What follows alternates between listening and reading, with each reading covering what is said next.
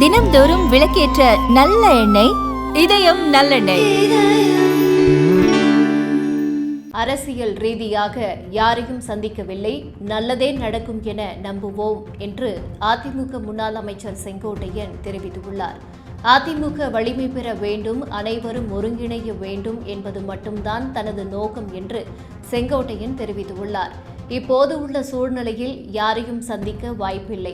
பல்வேறு நண்பர்கள் தன்னிடம் பேசுகிறார்கள், ஒருமித்த கருத்துகள் அவர்கள் மனதில் இருக்கின்றன. யார் என்னிடம் பேசினார்கள் என்பது சஸ்பென்ஸ், அதை வெளியிட முடியாது என்று செங்கோட்டையன் தெரிவித்துள்ளார்.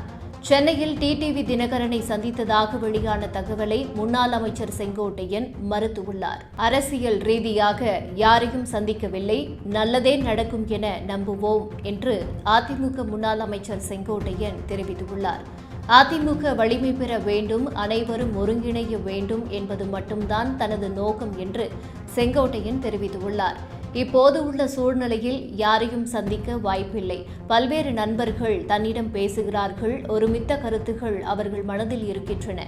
யார் என்னிடம் பேசினார்கள் என்பது சஸ்பென்ஸ், அதை வெளியிட முடியாது என்று செங்கோட்டையன் தெரிவித்துள்ளார். சென்னையில் டிடிவி தினகரனை சந்தித்ததாக வெளியான தகவலை முன்னாள் அமைச்சர் செங்கோட்டையன் மறுத்துள்ளார்.